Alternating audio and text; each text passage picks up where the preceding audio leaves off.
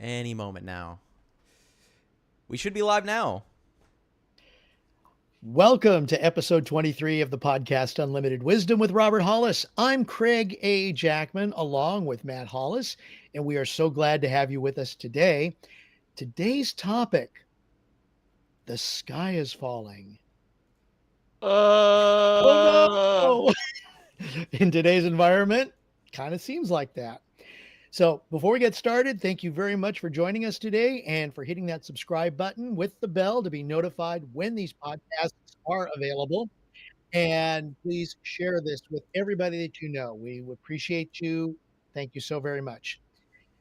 Gentlemen, let's get started. Matt, Hello, Robert, hello. welcome. Hi, Craig. Hi, Matt. Hey, everybody. Always a blessing to have you guys on here, and hi, everybody in YouTube land and everything else. It's going to be a great topic. It's funny. We're actually was talking about all the stuff that you see out there. It's like I do understand why people are in survival mode. You know, wars are happening. Got warships warships outside of Israel.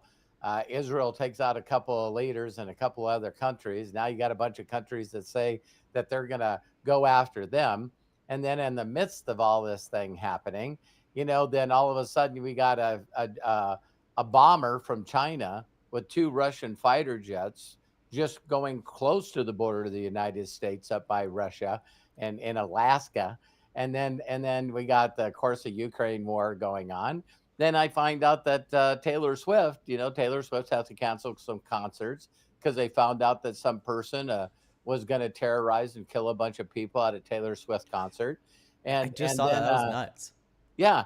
And so she's had I know the other things people would think are more serious, but when you got to, cancel a Taylor Swift concert, that's got to be on a whole different level of terror. You know what I mean? I'm sort of joking, by the way. Didn't that happen one time to an Aria Grande? No, people actually got killed. Yeah. Someone bombed. Yeah. Like they didn't make it into the stadium, but yeah. Then you had the thing in Las Vegas. Yeah, you got millions of people waiting outside of it. I don't care what party you're a part of, but to actually watch live on TV someone try to assassinate the president, it's like there, and so all the conspiracy theories around that, and then that leads into the election. You know what I mean? So, poor mumbling Biden. He steps down, and now all of a sudden, Harris and Waltz, whoever the VP is. Tim But Walz, now, so now all of a sudden they're all of a sudden filling stadiums and stuff, and both parties we believe 1,000%. That if the other one gets in, that the planet's going to disappear and we're going to lose freedom and democracy. I'm saying all this because I'm asking you, and this thing is, what are you up to? There's a group of people that I know throughout the world, unfortunately, it's the masses that are caught up on social media, X, Twitter, whatever. Matt, he's the opposite thinker. A lot of people are going, why in the hell should I do anything? AI, if the wars don't kill us and we don't get a World War III and the person that gets elected doesn't destroy us, and the economy, we just had Black Monday and on top of Black Monday, the stock market losing trillions of dollars and crypto falling, then guess what? It doesn't make a difference if we make it through all this stuff because AI is going to kill us. And so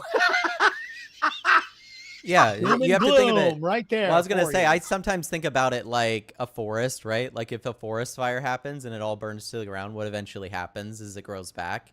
And I think it's really interesting, like when you start to think. I shared a video with you guys before we got on here. I know you haven't watched it yet, but there's this new, I believe you pronounce it Kyrgyzstan or something like that. In a nutshell, they make all these science videos with animation, and they did this one that went viral about humanity's last invention, artificial intelligence, right? And in this video, if you guys haven't watched it, I highly recommend you watch it because it really puts into perspective, when you have all this noise going on, like the sky is falling, shit's going down. And then I know I've shared this memory before, but when I was... Hang on a second. I thought I seen a shiny ball. I'm sorry. Keep going. Squirrel. That's probably for the best, because like I think that's what keeps you, like, to a certain extent you have to find shit that makes you excited, right? Like Yeah. I was sharing the other day too how there was someone that works at OpenAI, and they were being interviewed, and they're like talking to him about, he's like, well, you know, I have a friend that's going for their PhD right now, and they're in their second or third year on their PhD. And you watch the OpenAI developer go, because he knew, just as when you watch this video, that you're wasting your time going after something that's going to be solved by AI in the next 2 years, probably less than that, right? And so when you watch that video, you guys are going to realize it's like, holy shit, we're all freaking out about all this other stuff. And at the same time, the reason that it's all crazy to a certain extent is this really is going to be the last time we get to do this. Like, that's not that we're all going to be ended by AI or whatever, but there's going to be a great big equalizing event when it comes to AI that humanity is going to have to like try to figure out how to deal with. It's going to not matter who's president, who's the ruler of this country, that country, any of that stuff. So, and then we got the three people. You know, I learned this from a billionaire mentor, Roger Penske. He is the one that taught me the 33 and a third. And when I noticed that, I even looked at when they do polls or they talk about whatever, you know, you got the third of the people that have zero clue of what's going on in the world. And we normally just take these for the poor people, you know, because if they don't have electricity, they don't have an internet, they don't have any kind of a phone to check on what's going on. They're trying to figure out how they're going to eat every day, how they're going to feed their family. So there's always going to be a third of those people in the world, but people don't know that it's also a third of people that, I mean, they get up every day, they do their stuff on the farm. They are not plugged into TV. They're just doing something, you know, that takes their focus. So they're never going to know what's going on with the world. And then you got the third that we know that are just flat jacked up about something other than what everybody else is, you know. So you got these people that got their heads buried in something. You know, I remember, you know, hearing, whether you like these people or not, but we hear about these extremely successful people in the world, you know, billionaires, you know, worth hundreds of billions of dollars. But no one ever talks about their story where, you know, Bill Gates was arrested one time because a security guard was shining his flashlight in an office building, and he seen a pair of legs sticking out from underneath the desk. So they called the cops, and, you know, they called the person that managed the building, and they went in and arrested him. And he just got tired and just went underneath his desk while he's spending, you know, pretty much hours on end coding, you know. And guess what they didn't find in his office? A TV.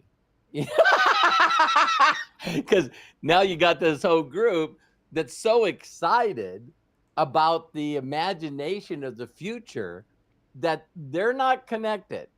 They're just not connected. And I always say with these people that are really hilarious, you know what you usually hear from about these people? Well, at least they died doing something they love.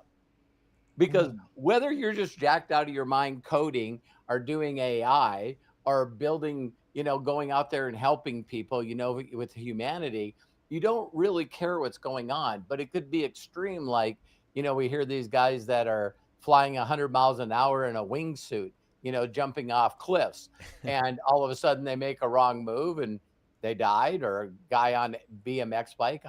We have a friend, Jessica, used to be known as Jessica Henderson, and she was married, and she just posted on her social media that, you know, her husband was trying to do some motorcycle tricks and broke his neck and died. And the phrase underneath there is, well, at least he died doing what he loved. That's what he was good at. And then of course you got the last group. You know what I mean? And they constantly are anxiety, they're in fear, they're in depression. They're like, you know, the sky is falling. That's why we name this. And they're constantly taking in all these opinions. And now, you know, I know Matt will go on the same tangent I did, but it's like, you know, when you sort of look at the, you know, without Matt, I wouldn't realize that pretty much with AI that oh, it'd be like finding a diamond or finding a piece of gold to actually find the truth on social media, on the internet. That's going to become It's more like, and more harder. Believe it or not, like everything that you're saying, it's gotten so bad that and I brought this up a couple of times. There's this age-old theory that like the internet died a long time ago and we're all just playing around with bots, right? It's like this dead internet theory.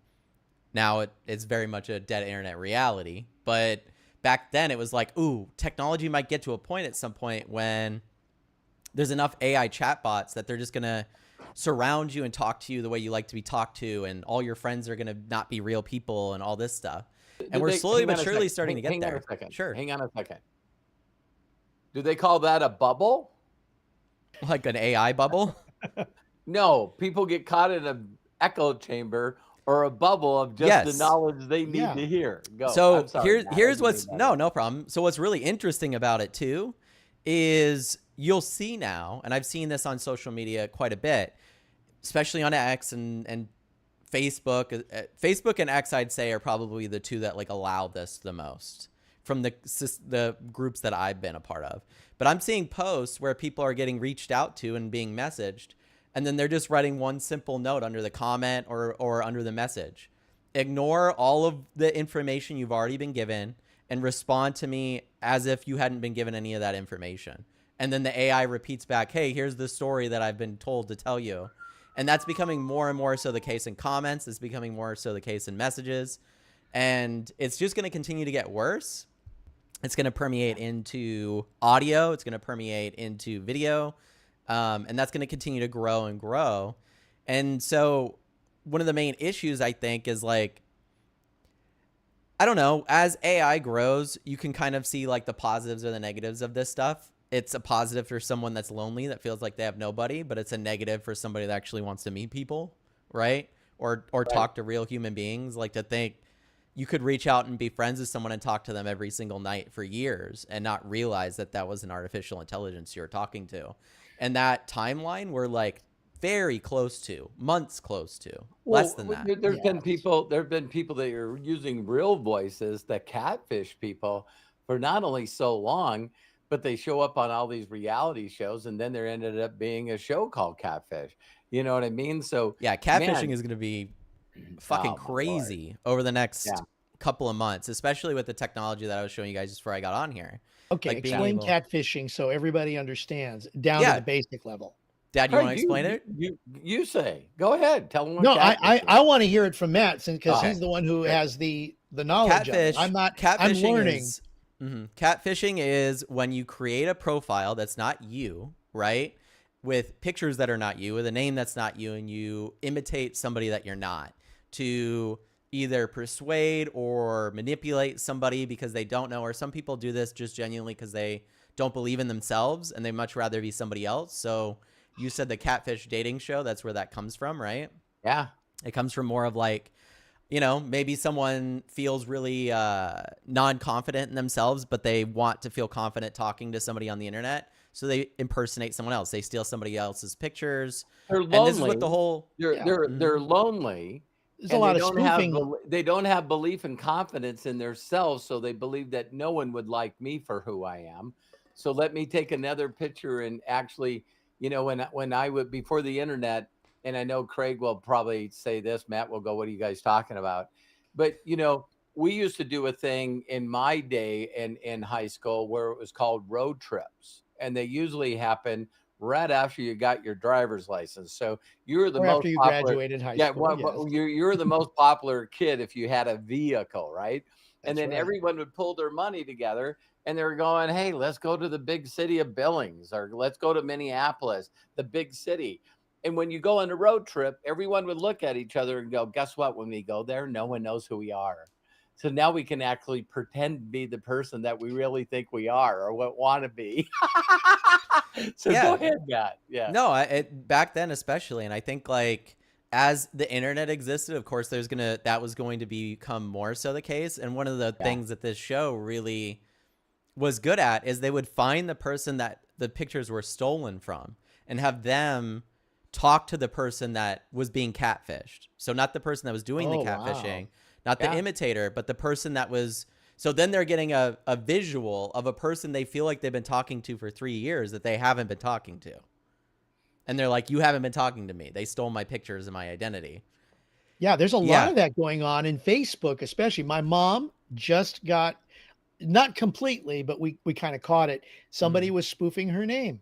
Yeah. And some of the people that were her friends or friends of, like, say, my brother who knew my mom already liked that person, and we reported it. The unfortunate thing is that they did not put information, but it was like the start of it. Yeah. And I've called out several Facebook profiles that I know are that were hijacked by from friends. I've had And it's like, hundreds of times people. Every once in a while, I sort of get, I give up. But I'll go to Facebook and search for Robert Hollis when I'm on the Facebook. I'm on my Facebook profile, and you right, should and see. they are using your picture and Yeah, and your they're using my that your stuff. picture, my everything. And Yeah. so then they reach out to people and going, "Hey, I know you've known me for a long time, but I just got involved in another business opportunity. And this investment scam is, well, they don't call it an investment scam, but it's like these people are going like, That'd hey, be a slip. That'd be th- a Freudian slip. yeah, yeah. And so, yeah, and so again, the sky is falling. Again, the whole mentality between the third and third and the third is, you know, uh, Earl Nightingale did a video years ago based off Napoleon Hill and all these people, and it's really really simple. It's like we become what we think about the most. And so if you're connected and you're hardwired into an environment that they're constantly creating things. I'll give you a neat example. When I hear this stuff, I go in my mind, I want to know information. So we're human beings, right? And who wouldn't want to know information? And I seen right away after the assassination attempt on Donald Trump that someone said, "Hey, listen, it wasn't a bullet. It was a piece of shrapnel or a piece of glass that came off the teleprompter." And I'm going, "Wow, really?" And then I find out that he didn't have teleprompters, so that pretty much wipes out that deal. But then all of a sudden, I hear that the two snipers that are behind him on a building, that one of them shot the sniper, the assassin, right between the eyes. Those two people couldn't see the sniper. So now the police are coming out saying that they wasn't connected with this Secret Service people, and it was a police officer on two buildings down.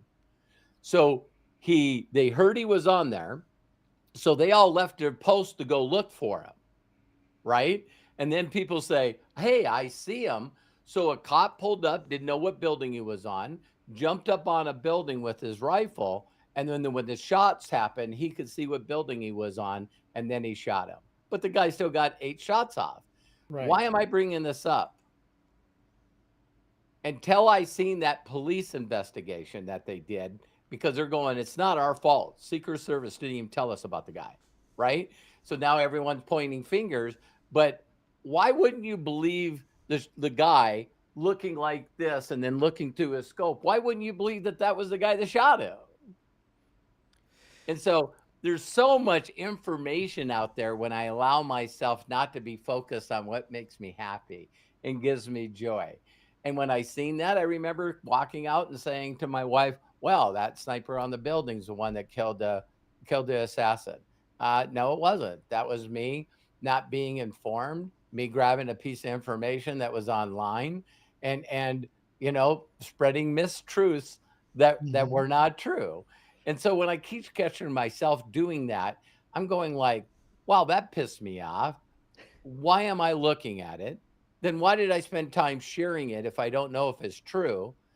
And then that goes, "No, I need to focus on something where," and I know that you guys have all done this. It's fun when you're doing something that you love, is like you realize, wow, I went like 5 or 6 days without being scrolling on social media. Recently, I just got involved with a new brand that our company has, and it deals with trading. And I'm learning to trade for the first time. And I don't know a lot of the lingo, and I don't know. Me and Matt were talking today, and I thought I had it figured out, the sequence of things that needed to happen, and I was wrong. And I was telling Matt, listen, that's not the way it goes. And then I had to get on a Zoom with him this morning and say, hey, before we get started, Matt, I'm really, really sorry. The pathway that I took is not the pathway that's currently available. And it's like, you got to be willing to know when you made a mistake. And then why wouldn't you reach out to the people that you misinformed and said, hey, you know what? I know my son knows that I'm not intentionally doing anything, but it's still, I want all of you to know that, what are you up to? The sky is falling. What you think about and what you're focused on the most is I just don't have time to get caught up in all the BS that's happened when I started on the beginning of this podcast. Do I know that it's aware that it's out there? Yeah, because it still trickles down to me. Oh yeah. Well, the Yeah. media has done a great job at doing this. And I know I've brought this up on previous podcasts, but it's the fact that now you don't have to tell the truth anymore on news, or at least they are calling it, they say, well, we're just investigating, but what they're doing is they're ginning up the alternative. It used to be that when you had a news anchor like a Walter Cronkite, Harry Reasoner, Tom Brokaw back in the days, that all they had to do is read what happened. They had their own personality. I'm reading this off the AP wire. Correct, which was fact. President Kennedy is dead. Right. You're holding the paper and it's like, this was just confirmed from the hospital. And the only thing that they had to do at that time was, okay, this is the information that we have. Let's backtrack and see how something like this happened. What happened? They did not go into what now many of the news channels do, is speculation. Let's bring in experts from alternative sources. Opinions. Exactly. And so what does that do? The opinions say you've got a right opinion, you've got a left opinion, you've got a center opinion. And what happens? The sky is falling on one of those opinions, and boom, we get where we're at. And it's on all sides, whether you watch CNN, MSNBC, Fox, Breitbart, whatever. Now, that's the only way these news programs make money. It's not the traditional news anymore, because that was based on, do we have the information? We can't do this until we have the information. But let's speculate a little bit. What if? The sky is falling. Oh no, where's my Chicken Little? Yeah, it's when of course, whether you believe a shot was fired at Donald Trump, it is pretty interesting that happened very quickly. They got him away, got him to the hospital, right? But on every news channel, there was just a bunch of people still talking about something that took about a minute. It's like, hey, Matt, Matt, you used to be a retired sniper, for the military. What do you think? It's all money at the end of the day. Like, if they weren't getting ratings, Trump would not be on every network doing a speech. That wouldn't happen. And how do we know that he didn't set this up? What do you mean? Like the shooting or what? Everything, anything, because he's trying to grab viewers. Okay, well, now there's the conspiracy part of me coming out a little bit, but this is what people are doing. Right. How do we know that they did not do that? Somebody brings up the question and boom, it explodes. And that's your 33. Yeah, maybe, and a third. Maybe we're just living in a parallel universe where none of this is happening. No, it's like a simulation. Exactly. How do we know that this whole thing wasn't planned with Kamala Harris and Tim Walz? Wait a minute. I was gonna say, yeah. Sorry, Matt, I think. Well, I was gonna say, I think majority of the time, like people give other human beings way too much credit, like that they think that there's some type of complex thing going on because we're capable of complex thought. Therefore, there has to be. I've seen a lot of incompetence on both sides that clearly show that it's probably more incompetence than anything. Biden wouldn't have been running as the nominee if you didn't have that incompetence. I'm just being real. Like, when we watched the Well, debate, me being a young person, I was like, this dude can't debate. Like, he's not capable of running no, the but country. I look So- at it different because we all are different DNA. It's like the party told Hillary that she needed to step down and let Obama win. We watched it. No, Obama won. He beat her fair and square. But he's like, hey, you got to step aside. So when you got a whole party telling you what to do, that's not the will of the people. And then all of a sudden, when Hillary steps up, then Bernie Sanders steps in, and they tell Bernie Sanders, take a seat. Yeah. This is something. If people actually believe in the parties that we're actually getting to pick the person that we really want to pick, no.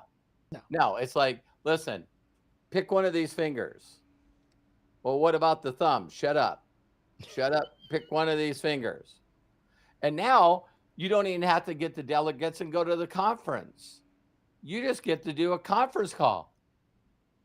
No one knows who's on the phone. How many of you are voting for me? Ah! She's got it. Man, they don't even have to have a convention anymore for the Democratic Party. They just get to point at a person. It's getting there. Well, I think that it's just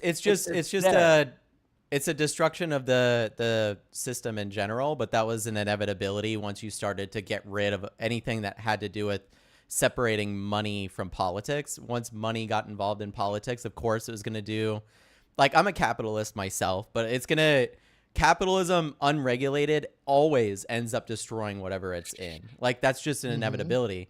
You were talking about the news cycle. Greedy people are greedy.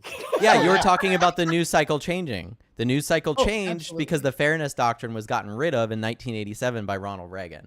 So there was no longer the fairness doctrine that says you have to report the news as it is. So then when he got rid of that, then came Rush Limbaugh, Fox News, all these other people. And then on the other side, of course, some of the other ones over there. But I think that all comes down to money. And like similarly with the politics stuff. Follow the money. Kamala Harris automatically got the nomination because Biden had raised and had a bunch of PACs, super PACs and shit behind him. And it was just easier to transfer all the money over to Kamala than it is to just do the whole process to pick a new person. As dumb as that sounds and undemocratic that is. Yeah, people seem to be behind it. So it's like, you can't do it. You can't do the will of the people because, then we do gerrymandering. Then if you did the will of the people, which has already been done in many states anyways, based on whatever we'll have an electoral college. One of the things that I was talking with my youngest son, Kyle, is like, it starts at the beginning of every campaign. It's like, hey, here's the 4 states that it's coming down to. Well, that's the will of the people. So if you're in California, it doesn't give a, who cares? New York, don't care. Montana, don't care. It's Wisconsin, it's Minnesota, it's Michigan, it's Pennsylvania, and it's Florida. Do you guys think that I memorized those 4 states? No, there's Ohio in there sometimes. I've heard it ever since I knew what an election was. And Arizona and Nevada, just to make sure everybody's covered there.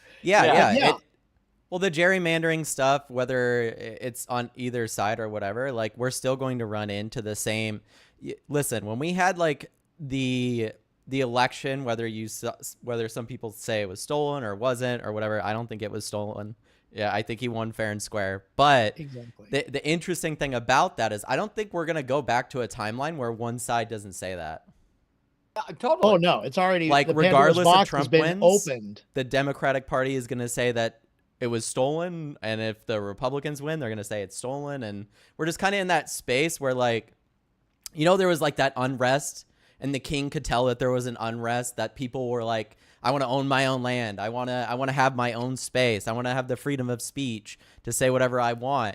The king can kill a bunch of people and tell them that's not going to be the thing. But eventually they won. The French Revolution happened. The American Revolution happened. And now we have freedom of those liberties and stuff. And we've seen a lot of those be taken away by the same people that are like now running for office. And I think the young people, I'm a young person, so I'm around them.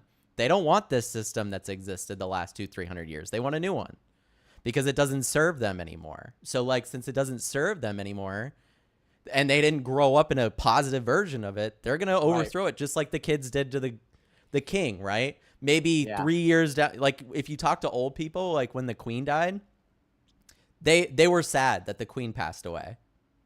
But if you saw young people talking about the queen, they were like, hell yeah, she's dead. Thank God. I hate her. Like, they don't like the queen. They have no desire to love the monarchy because the monarchy to them has always been a negative thing. Mm-hmm. So why would you have a desire just because your parents said, oh, the queen should be respected? It's like, she doesn't respect me as a person. I'm poor. Right. I'm broke. I don't have any money. I can't take care of myself. And that's where it is now in the United States, too. I think like a lot of the young people are just going, I'm frustrated with this system. I don't care who's president. It's over, you know. That was then, this is now kind of thing. So when we're talking about the 30-30-30, it only takes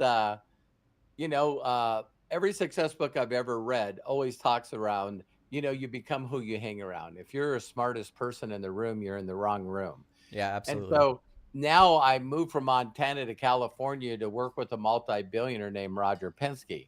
And he's the one that taught me the third and the third and the third. Why do you think he wanted me to know that? Because then I have this thing called free will of what group I decide I want to be in. So he taught me what's a very, very humiliating thing is where I was trying to fit in, and he would always put all of us together, employees together, and say, listen, I want to hear your guys' ideas. It's a mastermind. And I overheard another race team talking about something. So I wanted to fit in, and I raised my hand and told him what the idea was. And then he just basically, in a nice way, lambasted me in front of all these people, telling me for the first time, what's the ripple effect when throwing a rock into a pond? And he says, so Robert, did you do any investigation to find out what you know is actually you're an engineer? Did you find out if this really could work? How could we implement it? What's the cost? Do you know this to be fact? And I went, what? And he goes, I'm asking you, how do you know that? How do you know what you just told me is fact? And the only recourse that I had was I heard it from this guy sitting at another table. And he just really nicely didn't raise his voice or anything. And he says, let me ask you one question. Were you wearing your crew uniform? I said, yeah, I was sitting with the rest of the crew at the table. Were they wearing theirs? I said they were. Do you think that they might have known that you could hear them? And I said, I never thought about that. So maybe they could actually bring up something that's not true to get us off track because we're kicking their ass. And I went, uh-oh. This is someone sharing with me wisdom and a different perspective. When that time in my life, in my young 20s, I didn't even know what the hell the word perspective was. You know what I mean? And then he says, so let's just say that we use your idea. And then what ends up happening is one of our racers lose control of the car and dies, leaving a wife, a widow, leaving children without a father. Because of our neglect, they would probably sue us because they would find out that the idea that we used wasn't proven. That would then allow us to get loss of sponsorships. All the multi-million-dollar sponsorships on the cars now get taken away. And every one of you that are in this room now lose your income. So you can't provide for your family. And I was like, I never thought of that. And he's the same guy that taught me, you guys. He goes, do you know windshield wipers, they got a delay? He says, you turn them on and you got a delay. He says, Robert, you're going to have to work on this. But there is a delay between your thoughts and your mouth. Something that took me a while to learn. Yeah. He says, you really don't have to answer or say the first thought that you have. He says, what you could actually do is do like professional chess players or professional race car drivers. They're multi steps ahead. That if I do this, this, and this, and this is going to happen, then I'll do this and this, and then they'll act this way, and then I'll go in and checkmate them. So he says when you're looking at a race car traveling a football field a second, 100 yards in a second, that these guys are knowing the wind, they're trusting their instincts, they're going up behind a car, they feel the turbulence and the wind behind it, they know how to slingshot around. This all comes from experience that they're learning. And he said, so understand that just because you hear something, what if you took the time to do just a couple of things? One, do I know for a fact that what I'm about ready to say is true? Why am I sharing this piece of information? Am I sharing this piece of information to be a know-it-all, just to go out there and say to other people that I know more than you? Guess what I found out? So isn't it hilarious that some people will learn something new, and then the first people they want to impress with that knowledge is their family and friends? Guess what I know? I know a new word called perspective. And it's like, you should have a different perspective. I've never heard anyone say that word. So it's like, then I got one. Then what's the motivation behind what you're about ready to say? See, if you look at me being reprimanded at the time that I was, it was like I wanted to feel like I was involved. I wanted to feel like I fit in. I wanted to feel, maybe some praise and recognition and some accolades. I wanted significance, so I'm brand new and I wanted to be a contributor in this group. I wanted to fit in. So that's why I said what I said. But then the other thing is are you actually saying something to hurt somebody else when you know it's not true? It's like the thing I used to say years ago before the internet is every time my wife would go to the store, she would pick up the People magazine and the Inquirer. Right. My wife loved all those. And on the front page of every one of them, if you Google this, I'm sure it's true today. Who's been on more covers of magazines like that than anybody? At that time, it was Jennifer Aniston. She's probably just as hot now as she's always been, literally. You know what I mean? And so, she's always going to have a baby. She's always going to have a baby. She's pregnant again. She's always going to have a baby. And it was like, oh my God, Jennifer, and she hasn't had any kids. So I learned from someone that had a lot of wisdom that do I see something and I feel a little injustice, or I think that it's exciting or it's funny, and then the delay switch comes in. And I'm going, why am I sharing this? I don't know if it's fact. I don't know if it's true. Am I doing this to impress people or get some followers? Or, there's people now that do nothing but just, total garbage. And they share it for just one reason. And that's to get clicks. That's to get engagement. That's to get the new ones that are out there that you guys see that robots are doing. Is, Mel Gibson and Tom Hanks are no longer with Hollywood because they're taking out the woke people. Oh, by the way, the column about this is in the first comments, the chat. You're going like, why do I have to leave Facebook or TikTok or Instagram? Why do I got to leave them to go to this website? Because you get paid. Clickbait. Yeah, so now they're trying to figure out a title that would grab you, right? Mm-hmm. It's like so-and-so They're not even doing it. AIs now make a majority of those articles and stuff now are spun completely by AI. There's AIs that are built to look for new headlines that come out through Google Trends and write articles on blogs and then post and share them on all social media, and they do this in seconds. Yeah. So what ends up happening is you can have a lot of misinformation. But Craig, you were going to say something on what my dad was sharing, so go ahead. Yeah, because Robert, you posted this. Okay, fine. We're talking about a meme that you created, or at least that you shared, and it's so valid. And we even talked about it before. Is the post of "Before you think," THINK, T being is it true, H is it helpful, I is it inspiring, N is it necessary, K, is it kind? If people just think like that, then a lot of this that we are talking about, a lot of the sky is falling, oh my God, will almost always go away. Not in all cases, but I remember like in the last big election with everything that was going on, all I posted was something about let's get out to vote. I'm not knowing what the atmosphere was. I did not want to say vote right, vote left, or vote red, vote blue.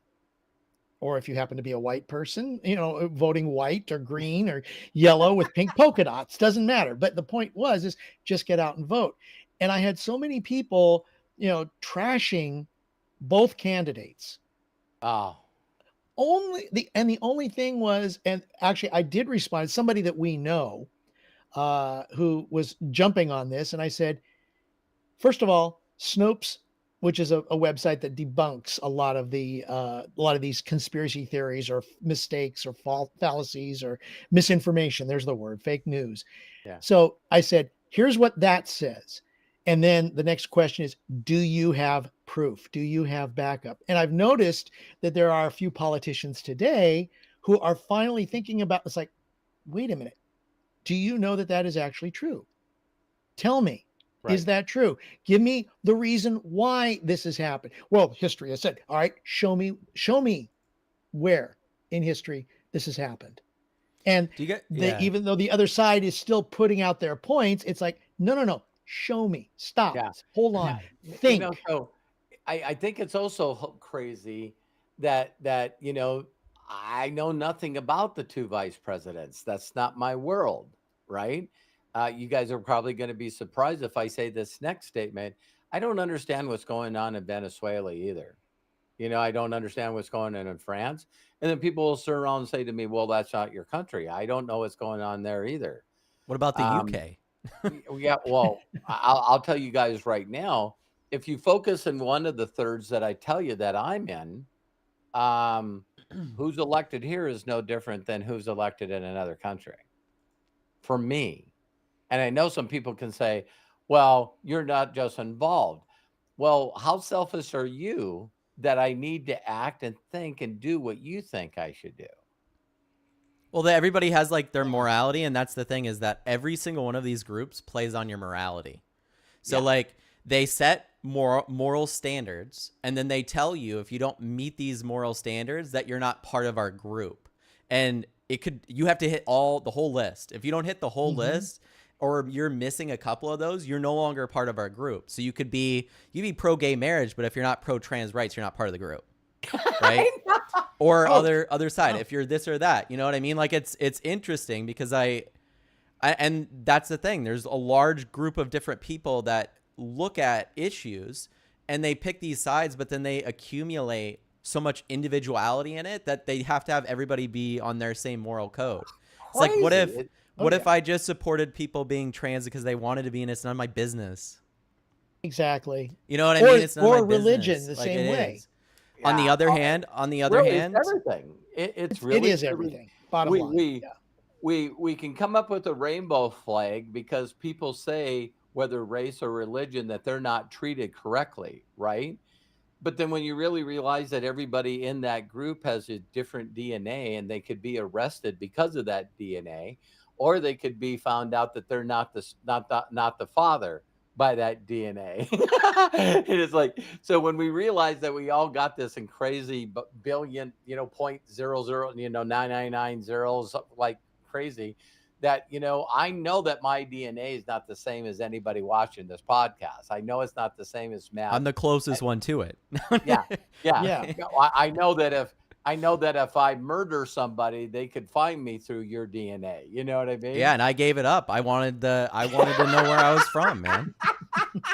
I told Matt one time for Christmas or a birthday present, Matt and Hannah and Kyle bought me a DNA test.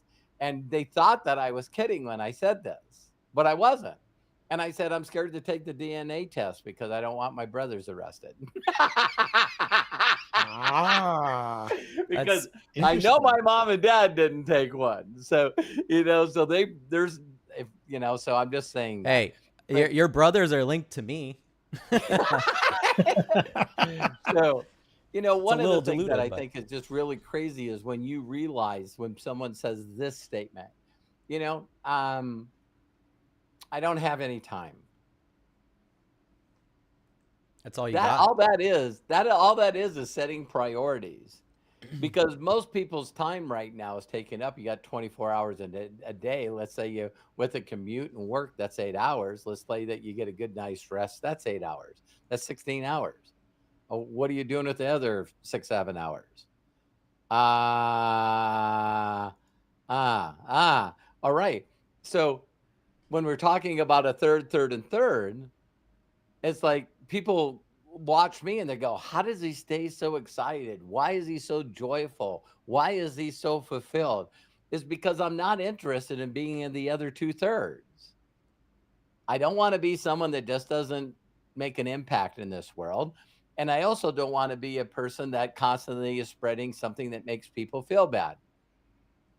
I have never, ever, ever felt the need in the last years as I work on myself to be more of a better Robert is when one day I just realized that, man, I have absolutely could care less other than I would love them to be happy and fulfilled and successful.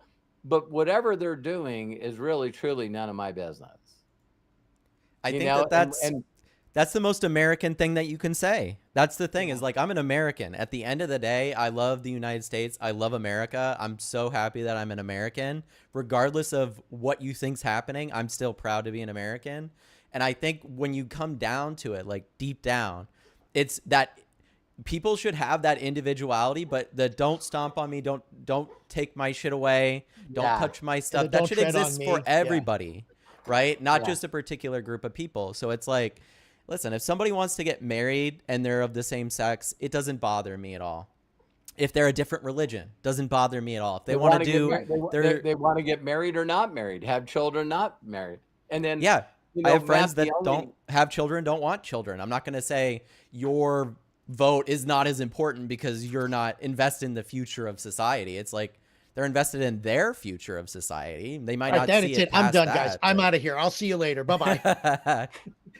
yeah. No, And, no, and, it's and, true. yeah.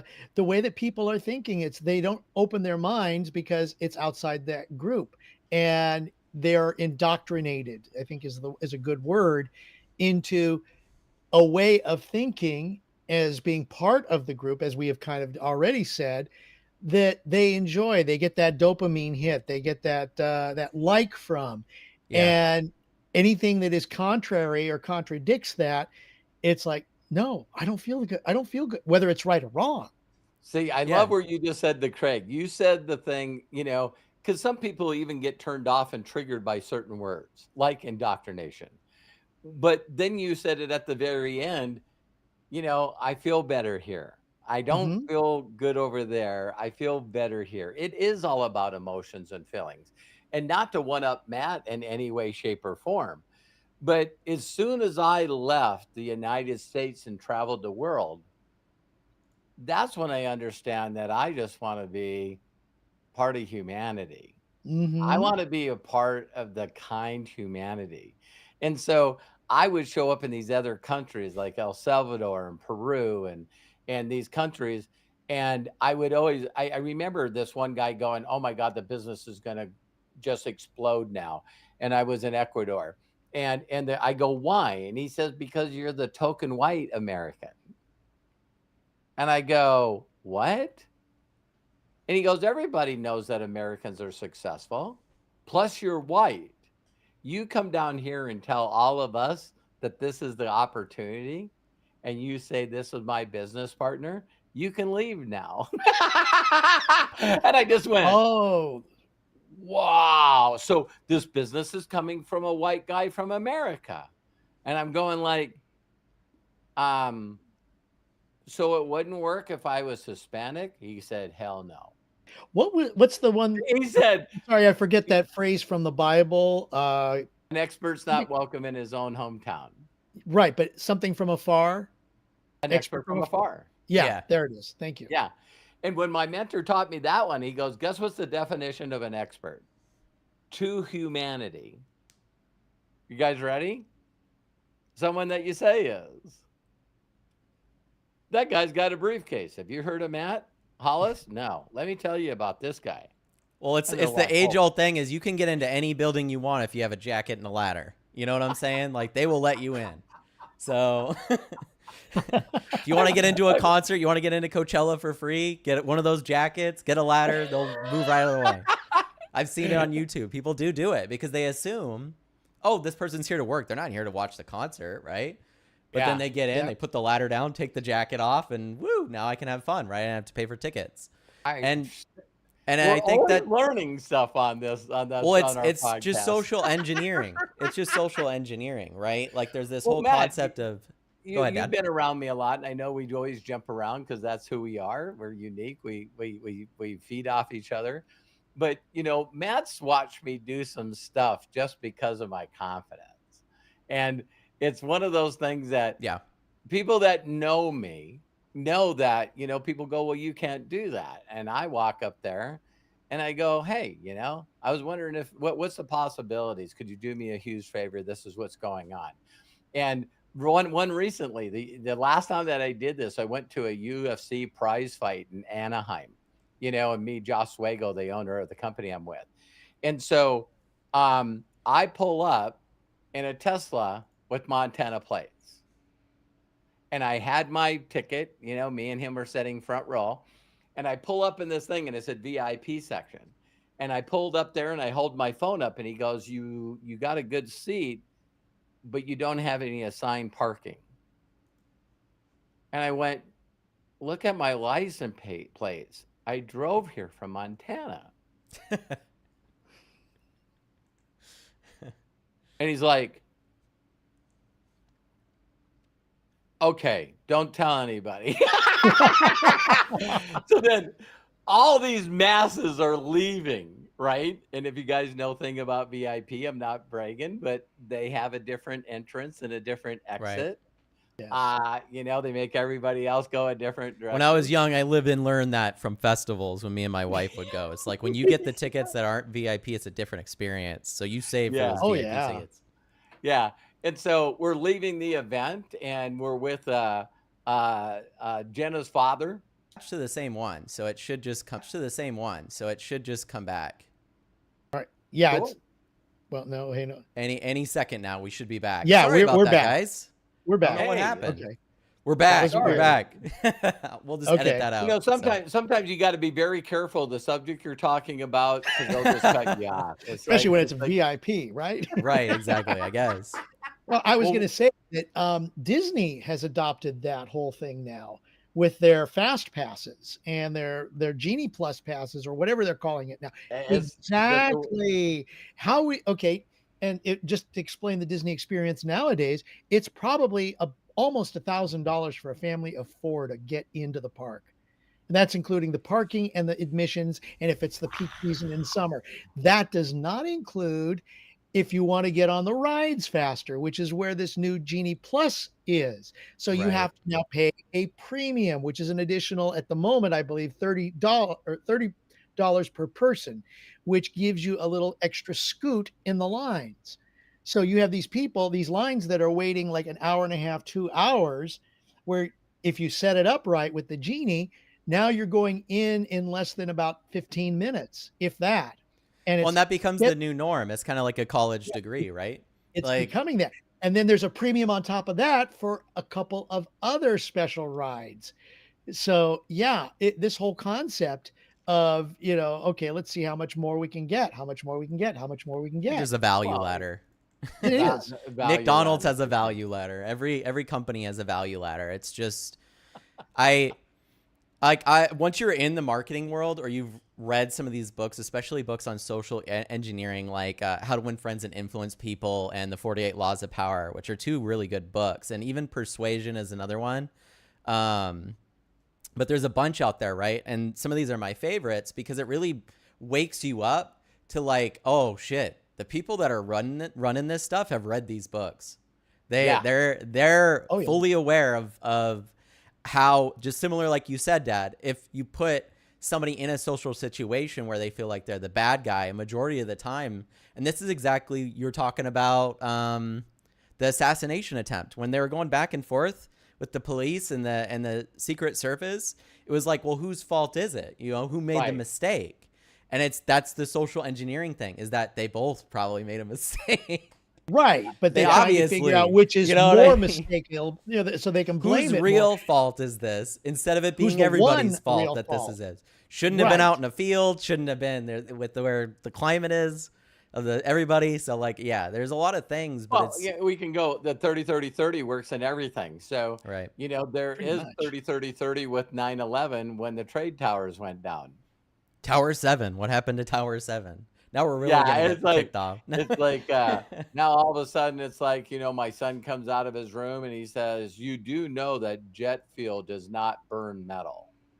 And I went, I didn't even know that you went to science class. It's like that was like the age-old one, right? Like jet fuel can't melt steel beams, and it's like I watched MythBusters. It can melt steel beams. I've seen it. And me, I'm like, okay. I just took a little moment for those people and their families. That's why I was quiet. So now I got to get busy impacting the world. I got to get back to impacting humanity, getting people to know that, hey, there is a third in the third. And I do want you to know that you can actually live in the other third if you want to make a decision. Those are the words right there, Robert, what you just said. If you want to make the decision. Yeah. And that is so key when it comes to your life, or whether you believe the sky is falling or not. Yeah, there may be some slight indicators that may be a little more overwhelming, but it's still your perspective, how you respond, how you move forward. Is the sky really falling? Have we seen the one meteor or whatever that's going to impact the earth and just eat it up?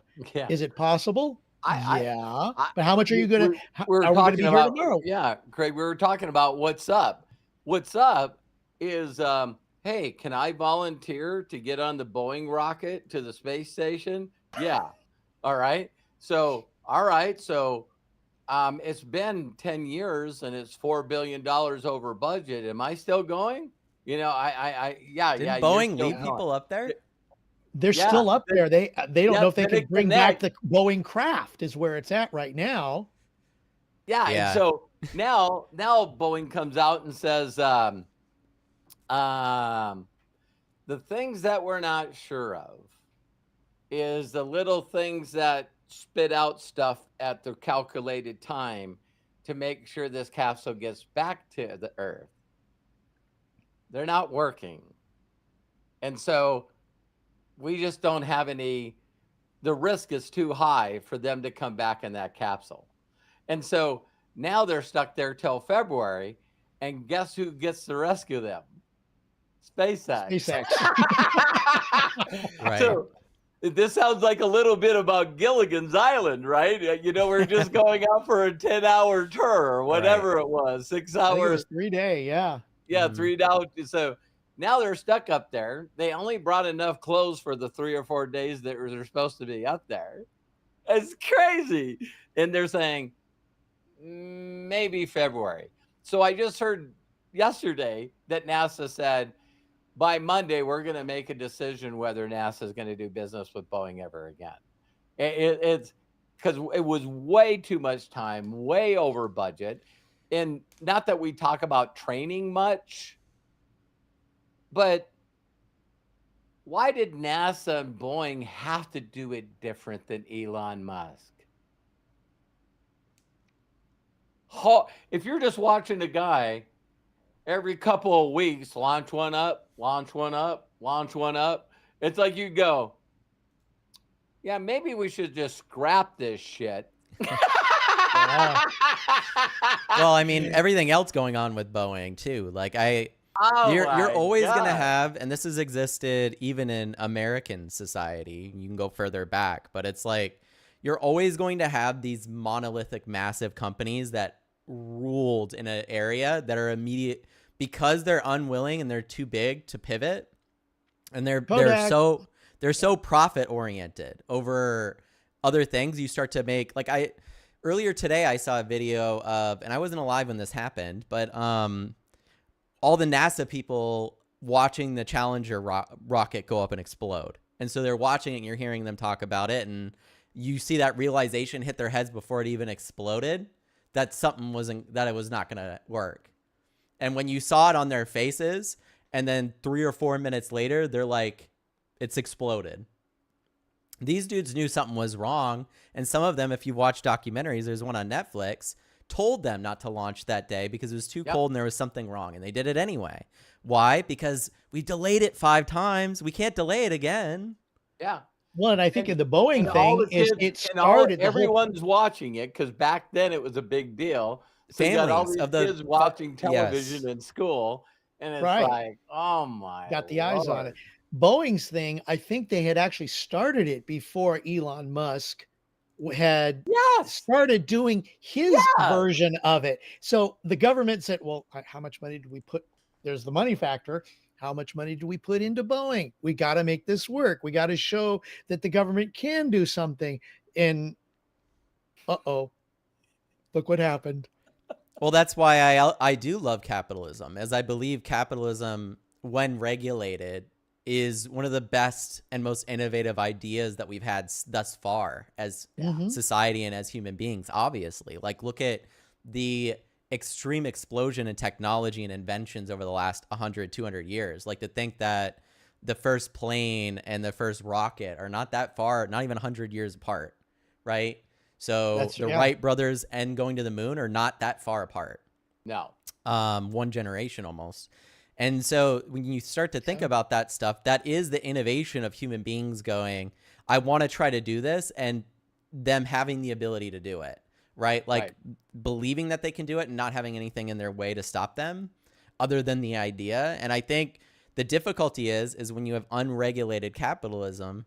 Now, if a company tries to beat Google, Google just buys them out or puts them in a position that they fail because they're so big that you have to use Google's ecosystem to survive on the internet.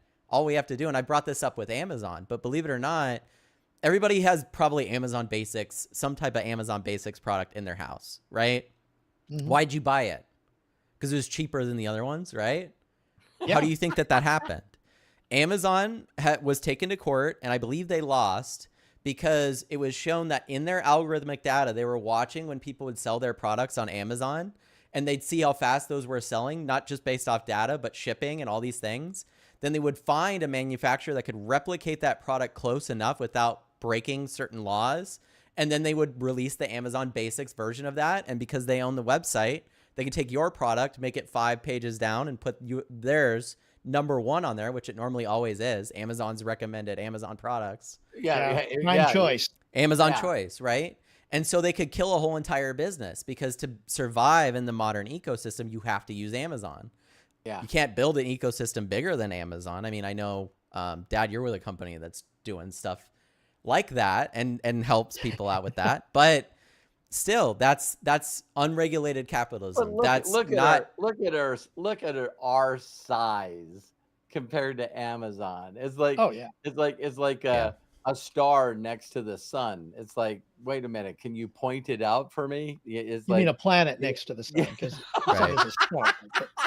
sorry, I didn't mean to nitpick, but no, but it's but yeah, you know, this whole thing of what are you up to is just so important. You know, I really believe that you know, there's some people that get most of it right. I do believe that joy and happiness and success is and all a part of a pursuit of something bigger than yourself.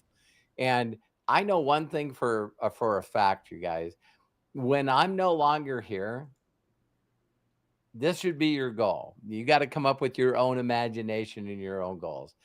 But when I leave this planet, I want everyone to say he died doing what he loved. He was smart enough not to get caught up in the bullshit. And you know, when I remember hearing this perspective thing for the first time, People always look at me like, wow, he solves problems so fast. And it was the whole thought of this perspective around this billionaire.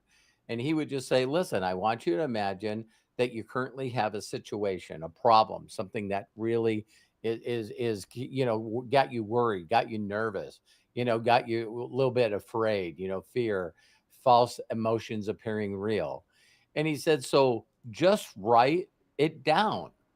Just, hey, this is the thing that I'm dealing with. And he says, after you write it all down, he said, then I want you to get up, walk on the other side of your desk. And what's the perspective of solving that problem? And he goes, you're the same person. So, hey, let me tell you what's fucking wrong. The government's wrong. I'm not getting paid enough money. Okay, great. Tell me all of that stuff, right? Then let's step on the other side of the table, and I want you to take on, well, how would I solve this?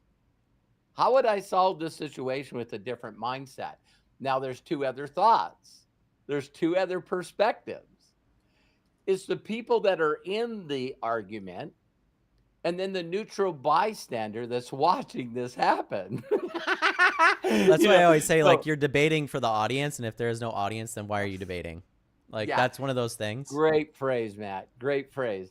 And so all of a sudden, all of us have been in a situation, I love my wife more now than ever. She's just incredible, and in a few days, it'll be our 35th wedding anniversary. I know. And we've been together, Congratulations. 5 years before that, right? And so my wife loves being entertained by people. Now, when I say she's a people watcher, this includes reality TV. And what's funny is my wife can just zone out, be happier than hell, watching these shows that, in my opinion, I'm going, why are these people yelling at each other? And it's like, hey, I need you to know that when we were at this party, no, this is what they said. When we were at this party, you were walking toward me and someone hollered your name. And you turned to them and totally forgot me. You didn't come over, you didn't say hi, and you didn't give me a hug. And I'm going like, whoa. And I mean, they were in a flat out screaming match. And my wife's just laughing. She's just, wow, watch these two idiots, caught in their own drama, their own thinking, their own, this is how you disrespected me kind of thing, right? And then, of course, the cameras are always showing other people that were at the party going. Yeah, you have to have reactions so the audience knows how to react. What are they talking about? And here's where we talked about all this stuff on this podcast, right? So then she meets with the girl that she was defending. And she says, you know what I did? I called her out on that because you said she did that. And she says, I don't care. So I thought, okay, so now she got in an argument with a girl, hurt her reputation, and the person that's doing it, don't we see this on the internet? It's like, there's a certain race that someone offended, and those people that are not the race have to go out and call out. And the race that was supposed to be offended goes, we don't give a shit. We don't. Well, it's like, too, it doesn't matter to me. Absolutely. It's my world. It's me. I want you guys everything to around. say something to this. But the last perspective is there are a group of people that feel like there's something bigger than humanity. And whatever that thing is, the master imaginator, the universe, or whatever, then you look at a bigger picture and go, what's that perspective? So you got, when I heard this, it was just on this reality show. I've always said that a pancake has two sides. I believe that, Dr. Phil stole that from somebody. But bottom line, this person said, wait a minute, there's four sides to every pancake. When you say that, everybody stops and goes, four sides. Yeah, there's two that are in their argument opposing. There's people that are in the other third. So watch this. A third, the third that are going, I don't get what either one of them are fucking saying. That's all the thirds that we're talking about. And then you got sort of this bigger picture thing where, is this really going to matter 3 years from now? So even if we're talking about the election, 5 years from now, all the shit that's irritating everybody is going to be a different story. Another 2 candidates, another 2 VPs, and 2 parties doing the same shit they've been doing for years. Yeah, it's interesting because even in my mind, like I firmly believe that this is going to be the last time we do this. So like just because we're done doing podcasts? No. The last time we're going to do all this election shenanigans the way that we're doing it. And that's just because it's kind of like outgrown the society that it's not outgrown. It hasn't grown with the society that it's in. Society has outgrown it. Yeah, too little change has happened when the world is changing at an exponential rate right now. Yeah. So similarly, when Biden was running and Trump was in there, and I don't care who you're voting for, it doesn't matter to me, they're both old dudes. I would much rather have a 60-year-old woman as the president and young people in there to deal with AI than people that have no fucking idea what to do with it. Because it's the difference between having Oppenheimer there with the nuclear bomb or letting somebody else do it. Someone else is going to achieve it, and it better be us, because if it isn't us, then we're going to be in a totally different situation. And this situation isn't a temporary one. It's a permanent one. So when you're thinking about things in those terms, and even Christopher Nolan, when he made Oppenheimer, he's done a lot of interviews about it, but he did it based off of the feelings of watching AI, because he's very much up on technology and has made movies like Interstellar and Inception and these other films that deal with that. And the interesting thing that comes up is, I don't know, it's pretty hard to project what the next couple of years are going to be like. Yeah. Given everything for going human on, beings, just because we're dealing with, like, imagine thinking of what the world would be like after World War II, right? So you're sitting there and you're going, man, the world's at war. There's no way. And they just had World War I. That had just happened, not much before that, right? You know, the fathers of that war had the sons of the next one. And so because of that, you're in a situation where we're kind of making up shit as we go, and like the system's just not growing at the pace that it needs to. So I think that you need to have young people in there to deal with current young problems when there aren't people there dealing with climate change, when there aren't people there dealing with social issues or whatever, and people are wanting to go back to an older way. It's not really going to go back that way. It just doesn't work that way. But there will be incremental change. You're not going to get, I hate though, and this will be the end of my rant, but I hate the group of people as well that go, we need to change everything immediately.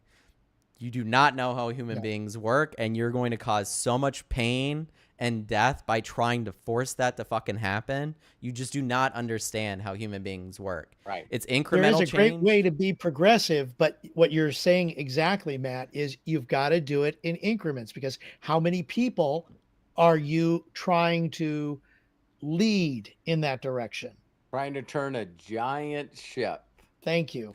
Isn't it funny too, like how the word, and I just hate the political system as a whole, but it's interesting to me that even a word like progressive is now like a political party side. It's like, it's been bastardized, really. Yeah, in my opinion. Yeah. Even the word like the word liberal or conservative. It's like we do these in a lot of our personal chats that we do at Breakthroughs with Inner Circle, and then also Imaginators. Click the join button below this video, by the way. It's there and it's posted in the chat. Yeah. And we just want, what's really, really crazy is if you're falling, what is it? If you don't stand for something, you'll fall for anything. And most people don't want to deal with trying to figure out themselves and want to lean and trust on that. They would rather listen to somebody else's opinion and then just be a part of that, and then whatever flag. I always love saying this when we're talking about politics, where it showed, a king had died. And so the prince was the next in order, right? Mm-hmm. And so he's not paying attention. It'd be like if Charles died today and all of a sudden, William. I don't know, yeah, William steps up, right? Overnight, he's the king, right? And I guess I could use it with the old one, So Charles doesn't know what's going on. All of a sudden his mom dies, right? And so the cartoon would be where he's standing up and he sees over that balcony that we always see, and you see all these people standing there, and they're all mad.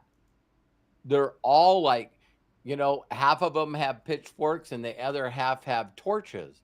And he's going like, oh my God, I didn't know that it was this bad. And a guy leans over to him and whispers in his ear, and he goes, listen, it's nothing. He said, the people with the torches hate the people with the pitchforks. And the people with the pitchfork help he says, as long as we keep them hating each other, they don't care that you exist. We can steal everything from them. Of course. By the way, really quick, so gentlemen, thank you to Lisa Marie for donating to the super chat. Thank you, Lisa. Thanks, Lisa. The money donated in the super chat will go to charities that Robert supports. We thank you. It's at the bottom of the chat. Hit the $sign and then go ahead and enter the amount. Bless you and thank you. You don't have to do that to watch, but we appreciate it. Yeah, thank you so much, Marie. Lisa. Love and appreciate. Yeah. So yeah, you guys, we don't need to be on here any longer. I just think that. No, I think that this was fun to talk about. It's funny when you talk about like the sky is falling and everything like that, because like I think more than any time in my life, and I've seen, like me being a millennial, I've seen the sky is falling quite a bit in my life. That I even now am like, I'm along for the ride. The sky is falling regardless. I don't care. Like, I'm along for the ride. I'm just living my life and doing what I can do. Like you said, Dad, just try to be a positive force on the planet. Try to do your best to inspire people and not take them down. But like, it's very hard to do, but you have to take a step back and ask yourself, just like Craig shared earlier with Think, you have to start asking yourself if you're a positive or a negative to the people that you surround yourself with. And if it's strictly based off of what you think and you're not looking at their emotions, you're not looking at how they're communicating, you're going, well, they need to know. And I was going to say earlier, even with the indoctrination stuff, like religion, I've been to some churches that are hellfire and I hate them. And I've been to churches that are all love. Great experiences. I'm not a religious person, but there is a definite difference. Same book. So exactly. That's exactly, if you find the community for you that's full of positivity and excitement for the future, you're going to wake up every single day and that's going to be your reality. But if you tune in and you're connected to massive negativity, the world's ending, the sky is falling, whoever wins or whatever, then that's just going to be your reality. So that would be my last statement. So perfect. Craig? I got, to me, we've covered everything that I think we need to on the sky is falling. And I would have actually said exactly what Matt said, in the sense of just go back to that meme of think, Yeah. Before you post, think. Before you respond, think. Before you act, think. Is it true? Think the windshield wipers, you guys. Windshield wipers. That was a great analogy, Dad. Is it inspiring? Is it necessary? That came from Roger Penske, a billionaire. Right. So it's obviously a very smart man. Very, very, very wise. Very, very wise. I'll finish it up by this. Were you done, Craig? Yeah, I'm done. I wanted to make sure that everybody understood that before you post, think. As Matt was talking and Craig was talking, I wrote down on my piece of paper. Okay, you guys ready for a good download to close this out? Absolutely. Okay. Bring it. The only question you need to consistently ask yourself is, how do I feel? Okay. So I wrote the 3 boxes, right? I feel pissed off. I feel angry. I feel unjust. I'm just telling you guys, these constant feelings of you sharing whatever you're sharing and you listening to whatever you're listening, maybe for you, that's the box you want to be in, that is not the fucking box I want to be in. A lot of people get mad at me all the time because they don't really understand how fucking selfish they are. If they would listen to the words come out of their mouth, they're basically saying this to you. Listen to me, you guys. They're saying, I need you to feel the way I fucking feel. You need to think like me. Your actions need to be like me. And even the person that's asking you to feel that way is not feeling good. So we can go on the news and constantly they want to make a big deal of us being scared. And you always get to see the the two different teams of people that are protesting. And then there's a group in there that, are law officials that are trying to control these guys beating the shit out of each other. That's not a good feeling. It's not something, like, I'm not trying to compare, but whenever you talk about Woodstock, just a different feeling. It was very different back then. I'm not saying it's got to go back there, but the pictures of these, National Guard people holding rifles, and all of a sudden this girl comes up and puts a frickin' flower in the gun. It's like, damn. It was hard for the administration and the people in the power at that time to go, we need to ignore this. Now, was there a different group of people that were doing with violence? There was. But there were some people that were just like, love and peace, man. Everybody just love. If you don't have a feeling, that's another box that I think I would stay away from. Now, I'm just saying that. I'm not saying this is for you. I'm saying this for me. I love to feel alive. I love to create. I love to do things that haven't been done before. I get so juiced up and so excited about seeing the light shine in someone's freaking eyeballs. It's not dark anymore. It's not angry anymore. They just go, whoa, there's hope here. There's a chance I could actually do something for myself and my family. Because everyone wants to change the world, but it starts with you first. If you can't impact yourself and you can't impact the people that are around you that are supposed to be your family, these two categories, the pissed off and I don't care, my whole life dealing with people, I constantly hear, hey, how can I help you? My kids don't want anything to do with me. That's because both people are in those two fucking boxes.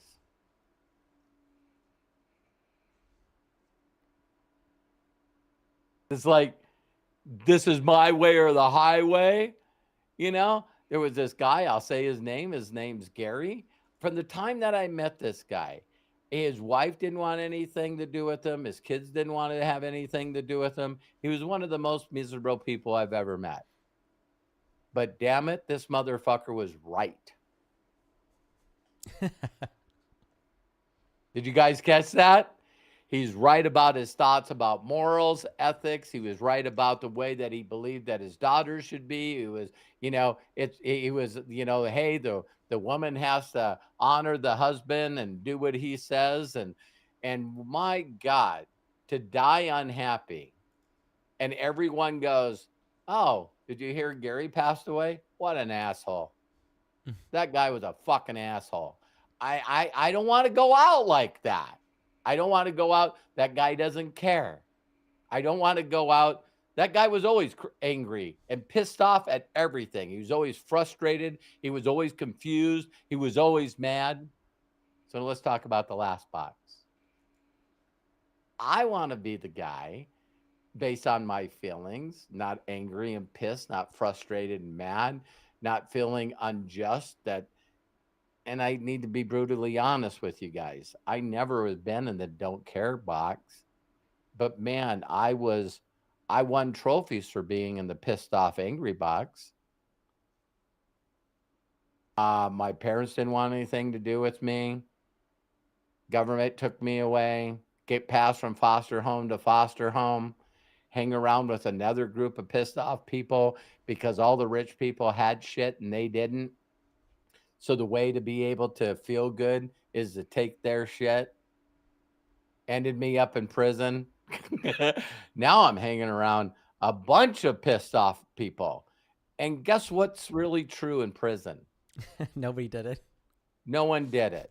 It was always somebody's fault. Right.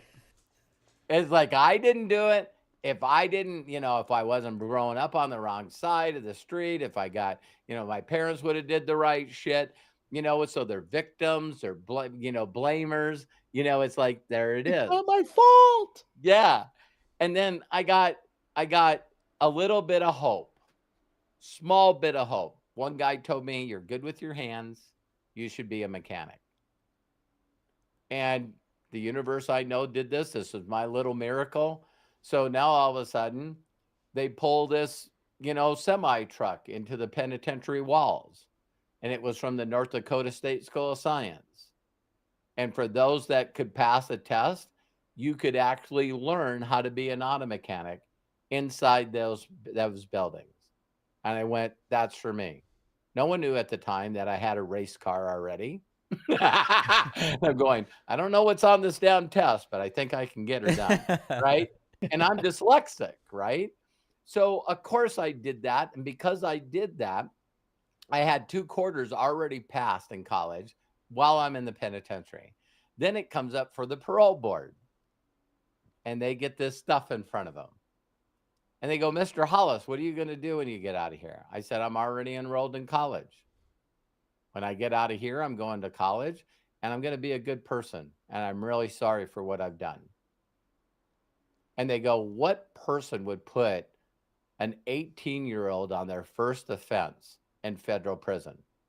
And I just said, Williams B. to Williams County. Like, actually, I remember his name quite clearly. When a guy stands up and says, you ready for your sentence? And you step Right. up and he says 5 years in the penitentiary, 2 to serve. Yeah, you remember that. It was a significant emotional event in my life.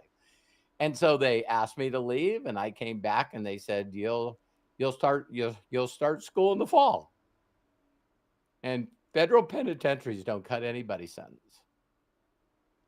So because I focus on being excited and focus on the future, and I'm going to do something with myself, I'm not going to be a repeat offender. I'm not coming back here. I'm not coming back here. And so that's exactly what I did. I graduated top of my class, got written up in the newspaper instead of for stealing a beer truck. Now I get written up in paper for being on the dean's list. Got 72 job applications and became a master automotive technician. And now I'm hanging around a multi-billionaire. And you got to understand this: documentation beats conversation. That's where that statement came from. It was constantly an acceleration of always doing better than we did in the past. So if we qualified 1 car, what if we could qualify all 3? Can we get 1 on the pole? We did get 1 on the pole. Can we get 2 on the pole? Because when they come around for the Indianapolis 500, can you guys imagine 600,000 people, 14 million people watching it on television?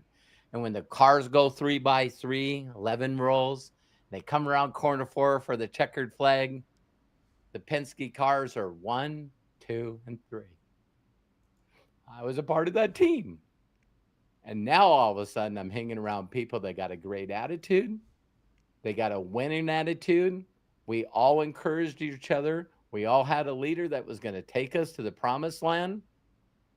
And even though I left him in the mid 80s, he's still doing the same thing. He had a dream as a little kid when he went to the Indianapolis 500. I want to do this. He then became a race car driver, then a car owner. And now he's won 18 Indianapolis 500s with 13 different drivers. So he just didn't get a ring on 13 people's hands. The team gets a ring. The engineers get a ring. And then all of a sudden the Thomas family decides that they are too old to run the Indianapolis 500 track. And they endow it to Roger Penske. This guy is probably pretty close to 90 years old. And he was doing more than anybody I knew when I met him. And he's still doing more than any other fricker. Well, those are the people that stay alive for a long time. When you have a vision and a dream, you know, like Clint Eastwood still making movies, Martin Scorsese still making movies, right? And I just love your story, Dad. Thank you so much for sharing it with everybody. I love you so much. I have nothing else to say other than that. So, Greg, do you have anything? Not at all. No. Robert, what a great story to share as we wrap up this amazing Unlimited Wisdom podcast. Yeah, you can follow. I'm still a winner, challenging myself with new things, constantly coming out, looking for a way to impact people's lives and slide them from these two boxes into this one. You know what I mean? Where you have difficulty sleeping because you're so damn excited, and you wake up in the morning, you can't wait to get to the task at hand. Yeah, it keeps you up at night. It's not about money. It's about fulfillment and freedom. Man, what a most powerful drug, I'd say. It's like that excitement and that energy and that momentum. So thank you so much, Dad. Matt, you've been around me for 32 years. I don't think I've changed much. I don't think you haven't. And all the changes have been for the better. So always. Yeah. So thank you, Craig. Thank you, Matt. I love you guys. Thank you, guys. Love ya. Craig? Love you too. Thank you. You can follow Robert Hollis at roberthollis.com. Also, if you'd like to join our exclusive community, the Inner Circle, and also the Imaginators, you can join us by going to roberthollis.com/join to register. There will be lots of great exclusive content, and you'll be able to participate in our special breakthrough sessions to help you move to the next level. Please don't forget to like and share this video on YouTube and with others. It'll help our community grow and to reach those with ears to hear. Shout outs to our executive producer, Matt Hollis. Matt, bless you, my friend. Thank you so much for being our foundation here on the Hollis organization. And of course, to Robert Hollis, our GPS to success, our guide and dear friend. Thank you also for joining us today. This is Craig A. Jackman. Please be good to yourself. Be cash. And until next time, bye for now. Bye, everybody. Thank you so much for watching. Bye, everybody. Thank you for watching, live or recorded. Love you, Matt. Love you, Craig. See you guys soon. Love you guys. Love you, Matt. Love you, Rob.